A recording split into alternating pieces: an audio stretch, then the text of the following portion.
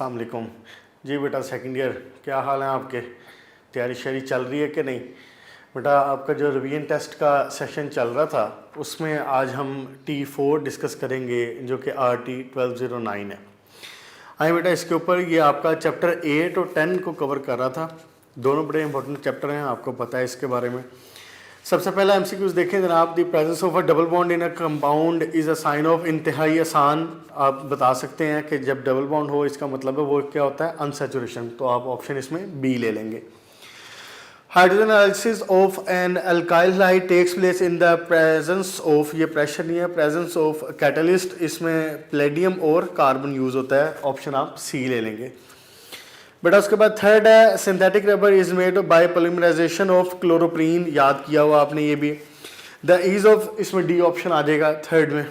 उसके बाद the ease of dehydration of alcohol to produce alkenes, ये आपको पता है कि टर्शरी अल्कोहल्स के लिए सबसे आसान होगा डिहाइड्रेशन होना, उसके बाद सेकेंडरी के लिए और लीस्ट पे होगा प्राइमरी। तो आप ऑप्शन इसमें ले लेंगे डी, जिसमें tertiary is greater than secondary is greater than primary. उसके बाद बेटा फिफ्थ रिएक्शन के ऊपर predict the missing reagent in the following reaction. ये देखें जरा इसको गौर से, अल्कोहल के साथ रिएक्शन करवा रहा है और कह रहा है कि इसमें बन रही है एक तो अल्कीन बन रही है। अल्कीन कौन सी है? इथीन बन रही है C2H6। मैंने इक्वेशन भी लिख दी है। और अच्छा, इसमें ऑप्शन में क्या कहता है कि कौन सा ऑप्शन लेंगे? इसमें ऑप्शन लेना आपने बी वाला C2H5। ये देखें जरा, हो इसमें क्या रहा है, ये आपस में रिएक्शन करता है, एक बॉन्ड बनाता है, C2H6 आपस में डबल बॉन्ड डेवलप करता है, ये कार्बन C2H6 बन गया। बाकी ये जो सारे का सारा सामान है ये आपस में जुड़ जाता है, इसलिए ऑप्शन इसमें आप क्या ले लेंगे? बी ऑप्शन आ जाएगा इसमें, इथाइल मैग्नीशियम हैलाइड वाला। ओके बेटा, इसके बाद है six one Grignard reagent when reaction. ये आपको मैंने याद भी करवाया हुआ है कि आपने इसको एज सच याद करना है कि कार्बन डाइऑक्साइड के साथ रिएक्शन हो रहा हो तो वो क्या बना रहा होता है, कार्बोक्सिलिक एसिड, गिग्नाट रिजेंट। तो आप ऑप्शन ले लेंगे इसमें D, carboxylic acid. SN2 reaction इंतहाई फेमस क्वेश्चन जो कि MCQs में भी लॉन्ग क्वेश्चन, शॉर्ट क्वेश्चन हर तरह से बार बार पूछा जाता है। आपको पता है कि SN2 reaction primary alkyl show करते हैं, ऑप्शन आप ले लेंगे इसमें ए। उसके बाद बेटा लास्ट है और वो कहता है कि जनाब इथाइल मैग्नीशियम ब्रोमाइड ट्रीट किया गया, उसको कार्बोनाइल, कोई ये कार्बोनाइल कंपाउंड है, उसमें बनाता है कि 2 इथाइल 2 पेंटानोल बनता है। तो इसमें ये कहता है कि इसमें किसके साथ वो कौन सा कंपाउंड होगा, वो 2 पेंटानोन कंपाउंड होगा जो कि ऑप्शन ए होगा। ठीक है जी। इसके बाद आए आप शॉर्ट क्वेश्चंस के ऊपर। सबसे पहले how neoprene is produced by the polymerization of acetylene. बेटा आपके टेक्स्ट बुक के पेज नंबर 161 के ऊपर इसका पूरा रिएक्शन दिया गया हुआ, आपने वो पूरा रिएक्शन ऐसे लिखना है। मैंने आपकी आसानी के लिए यहाँ लिख भी दिया है। ये देखें, एसिटाइलिन, 2 एसिटाइलिन के मॉलिक्यूल आपस में मिलेंगे और कॉपर क्लोराइड की मौजूदगी में, अमोनियम क्लोराइड की मौजूदगी में, और फर्दर HCl निकलेगा। फर्दर इसके साथ रिएक्शन होके दोबारा इसमें क्लोरो ग्रुप एड अप हो जाएगा। अब ये फर्दर रिएक्शन करेगा और ये बना देगा नियोप्रीन। ये वाला जो रिएक्शन आपका, ये वाला कंपाउंड ये बुक में नहीं लिखा हुआ, तो चाहे तो लिख लें। मैंने इंफॉर्मेशन के लिए इसको यहाँ पे लिख दिया कि हो क्या रहा है। बेसिकली ये डबल बॉन्ड यहाँ से खत्म हो रहा है, ये डबल बॉन्ड यहाँ से खत्म हो रहा है। ये इसकी चेन को इधर से आगे कंटिन्यू करवा देगा, ये इधर आगे कंटिन्यू करवा देगा और ये पॉलीमर बन जाएगा। ठीक है जी। उसके बाद सेकंड पे आए, how alkenes are distinguished from alkane. इंतहाई आसान 2 तरीके आपको पता है। डीकलराइजेशन का तरीका इस्तेमाल होता है, अनसैचुरेशन होती है ऑब्वियसली अल्कीन्स में, तो एडिशन रिएक्शन शो करते हैं। तो उसकी वजह से ब्रोमीन वाटर को भी डीकलराइज कर सकते हैं। KMnO4 का कलर जो है पर्पल, उसको डीकलराइज कर सकते हैं। तो दोनों की इक्वेशन कोई भी आप लिख सकते हैं जो आसान लगती है आपको। उसके बाद how is mustard gas prepared. इंतहाई इंपॉर्टेंट शॉर्ट क्वेश्चन है, पेज नंबर 156 के ऊपर इसके यूजेस में दिया हुआ, आपको इक्वेशन समेत आपने इसको याद करना है, वो जो इथीन का रिएक्शन होता है H2Cl2 के साथ।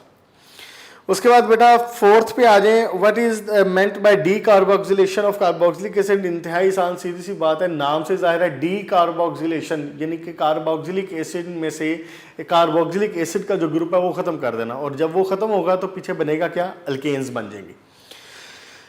आइए 5वें के ऊपर, what products are formed by the catalytic oxidation of methane. मैंने आपको बड़े अच्छे तरीके से ये याद करवाया हुआ है कि जब भी अल्केन की ऑक्सीडेशन होगी तो वो पहले बनाएगा एल्डिहाइड, एल्डिहाइड की फर्दर ऑक्सीडेशन होगी तो वो एसिड बनाएगा। वही बात यहाँ पे शो करनी है आपने कि वो कहता है कि what products are form by the catalytic oxidation of methane. तो एक प्रोडक्ट आपकी बन जाएगी एल्डिहाइड, एक प्रोडक्ट बन जाएगी बाद में एसिड, कार्बोक्सिलिक एसिड। और ये रिएक्शन होता है, आपको पता है कि कॉपर की मौजूदगी में, और टेम्परेचर दिया जाता है 400 डिग्री सेंटीग्रेड, 200 आपका एटमॉस्फेरिक प्रेशर होता है। ठीक है बेटा, उसके बाद इंतहाई इंपॉर्टेंट क्वेश्चन एक और, what is Raney nickel and where it is used. आपको पता है कि ये निकल एल्यूमिनियम का एलॉय को जब रिएक्शन करवाया जाए सोडियम हाइड्रोक्साइड के साथ, तो इसके नतीजे में जो निकल हासिल होता है इसको हाइड्रोजनेशन में यूज किया जा रहा होता है, इसको बोलते हैं रानी निकल। ठीक है जी, नेक्स्ट आए 7th के ऊपर, name some good leaving groups and poor leaving groups. नाम याद करने पड़ेंगे आपको। गुड लिविंग ग्रुप्स में क्लोरो, ब्रोमो, आयोडो और HSO4 है। पुअर में OH negative, OR negative, NH2 negative, इनमें से कोई भी आप लिख सकते हैं, कम से कम 2-3 लिखिएगा। अच्छा जी, उसके बाद आ जाए, what is IUPAC name of CBr4 और CHCl3। बेटा इसमें ज्यादा सियाने बनने की जरूरत नहीं है, इसको पहले आपने ड्रॉ करना है। डायरेक्ट इसके जो लिखा हुआ है उसके मुताबिक आगे नहीं चलना, पहले आप इसको ड्रॉ करें। CBr4 को, CHCl3 को ड्रॉ करें। जैसे आपने इसको ड्रॉ करना है ना, तो आपको खुद ही इसकी समझ आना शुरू हो जानी। एक कार्बन है, यानी कि ये बन जाएगा मीथेन, और ब्रोमो कितने, 4, तो ये आ जाएगा टेट्रा ब्रोमो मीथेन। उसके बाद दूसरा tri chloro, 3 chloro, tri chloro methane, simple.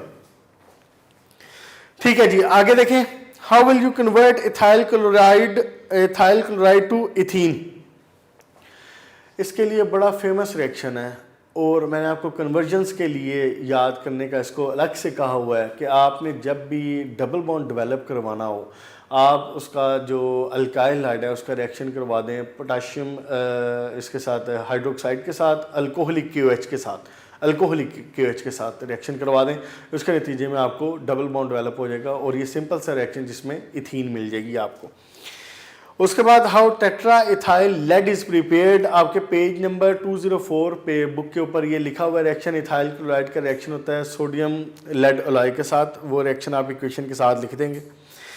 उसके बाद बेटा during SN1 reaction what is the significance of first step. इसमें फर्स्ट स्टेप में आपको पता है कि पहले स्टेप में कार्बोकेटाइन बन रहा होता है, और कार्बोकेटाइन बन रहा होता है। एक बात तो ये होगी क्योंकि कार्बोकेटाइन की स्टेबिलिटी की वजह से ही तो ये सेकंड स्टेप की तरफ रिएक्शन जाता है। और दूसरी बात इसमें ये है कि ये चूंकि पहला जो स्टेप है ये स्लो है, तो स्लो स्टेप आपको पता है कि रेट डिटरमाइनिंग स्टेप होता है। तो ये इसकी इंपॉर्टेंस है कि एक तो ये कि इसकी जो प्रोडक्ट है ये कार्बोकेटाइन दे रहा है हमें, जो कि फर्दर रिएक्शन में इस्तेमाल होगा, और उसके बाद ये रेट डिटरमाइनिंग स्टेप है। अच्छा जी, लास्ट शॉर्ट क्वेश्चन पे है, why dry ether is necessary for preparation of Grignard reagent. आपने पढ़ा हुआ है ग्रिग्नॉट रिजेंट का, जहाँ पे टॉपिक है उसके शुरू में ये बात की हुई है उसने कि वो उसकी रिएक्टिविटी इतनी ज़्यादा है कि जब उसकी प्रोडक्शन हुई है, अगर उस वक्त उसके अंदर कोई थोड़ा बहुत मॉइस्चर भी मौजूद है तो वो उसके साथ रिएक्शन कर जाता है, इसलिए ड्राई ईथर इसमें इस्तेमाल करते हैं, मॉइस्चर उसमें नहीं होना चाहिए।